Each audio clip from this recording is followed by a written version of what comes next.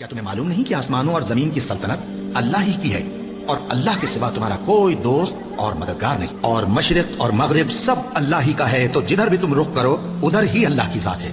بے شک اللہ صاحب وسعت ہے، باخبر ہے، وہی آسمانوں اور زمین کا پیدا کرنے والا ہے، اور جب کوئی کام کرنا چاہتا ہے تو اس کو ارشاد فرما دیتا ہے کہ ہو جا، تو وہ ہو جاتا ہے۔ سو تم مجھے یاد کیا کرو، میں تمہیں یاد کیا کروں گا، اور میرا احسان مانتے رہنا اور میری ناشکری نہ کرنا۔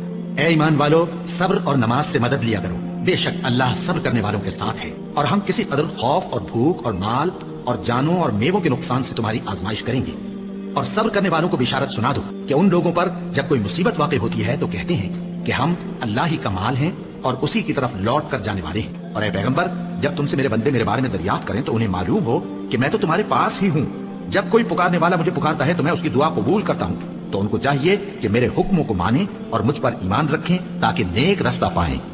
اس وقت تم میں سے 2 جماعتوں نے جی چھوڑ دینا چاہا، مگر اللہ ان کا مددگار تھا، اور مومنوں کو تو اللہ ہی پر بھروسہ کرنا چاہیے، اور اس مدد کو تو اللہ نے تمہارے لیے ذریعہ بشارت بنایا، یعنی اس لیے کہ تمہارے دلوں کو اس سے اطمینان حاصل ہو، ورنہ مدد تو اللہ ہی کی طرف سے ہوتی ہے جو غالب ہے، حکمت والا ہے۔ اور بددل نہ ہونا اور نہ غم کرنا، اگر تم سچے مومن ہو تو تم ہی غالب رہو گے۔ یہ تمہارے مددگار نہیں ہے بلکہ اللہ تمہارا مددگار ہے، اور وہ سب سے بہتر مددگار ہے۔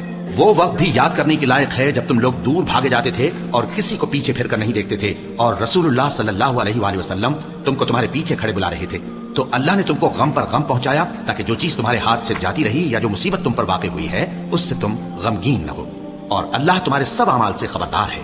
پھر اللہ نے اس پریشانی کے بعد تم پر تسلی نازل فرمائی، یعنی نیند، کہ تم میں سے ایک جماعت پر طاری ہو گئی، اور کچھ لوگ جن کو جان کے لالے پڑ رہے تھے اللہ کے بارے میں ناحق ایام کفر کے سے گمان کرتے تھے، اور کہتے تھے بھلا ہمارے اختیار کی کچھ بات ہے؟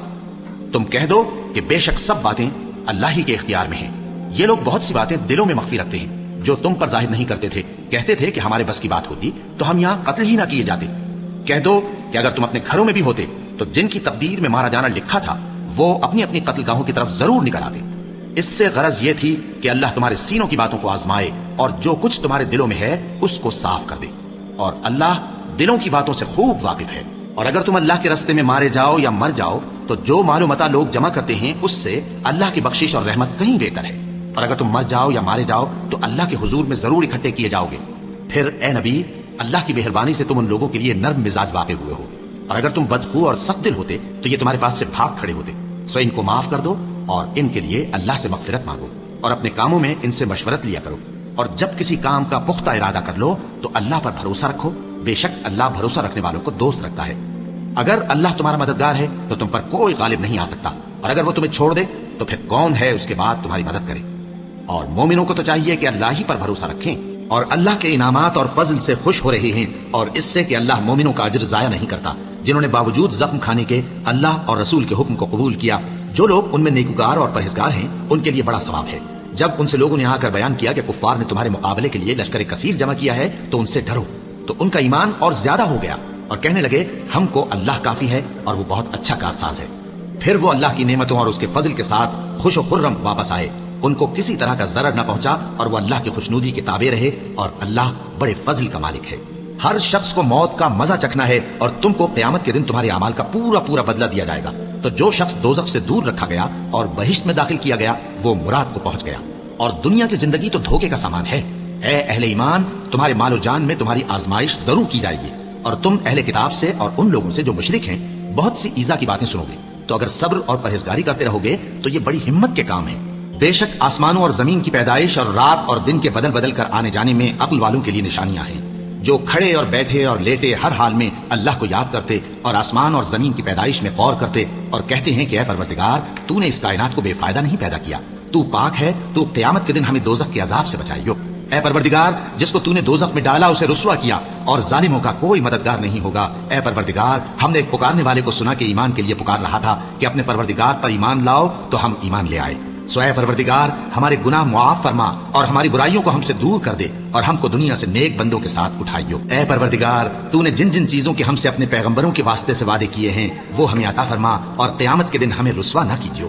کچھ شک نہیں کہ تو خلاف وعدہ نہیں کرے گا۔ تو ان کے پروردگار نے ان کی دعا قبول کر لی اور فرمایا کہ میں کسی عمل کرنے والے کے عمل کو مرد ہو یا عورت ضائع نہیں کرتا۔ तुम एक दूसरे के हम जिन्स हो, तो जो लोग मेरे लिए वतन छोड़ गए और अपने घरों से निकाले गए और सताए गए और लड़े और कत्ल किए गए, मैं उनके गुनाह दूर कर दूंगा और उनको बहिश्तों में दाखिल करूंगा जिनके नीचे नहरें बह रही हैं। ये अल्लाह के हाथ से बदला है और अल्लाह के हाथ अच्छा बदला है। ऐ पैगंबर, काफिरों का शहरों में ठाठ से घूमना तुम्हें धोखा न दे। और तुम जिस हाल में होते हो, या कुरान में से कुछ पढ़ते हो, या तुम लोग कोई और काम करते हो, जब उसमें मसरूफ होते हो तो हम तुम्हारे पास होते हैं। और तुम्हारे परवरदिगार से कोई जर्रा भर भी चीज पोशीदा नहीं रहती, न जमीन में और न आसमान में, और न कोई चीज है उससे छोटी और न बड़ी, मगर किताब रोशन में लिखी हुई है। सुन रखो कि जो अल्लाह के दोस्त हैं उनको न कुछ खौफ होगा और न वो गमनाक होंगे, यानी वो जो ईमान लाए और परहेजगार रहे, उनके लिए दुनिया की जिंदगी में भी बिशारत है और आखिरत में भी। अल्लाह की बातें बदलती नहीं, यही तो बड़ी कामयाबी है। और ऐ पैगंबर, इन लोगों की बातों से आजुर्दा न होना, क्योंकि इज्जत सब अल्लाह ही की है। वो सब कुछ सुनता है, जानता है।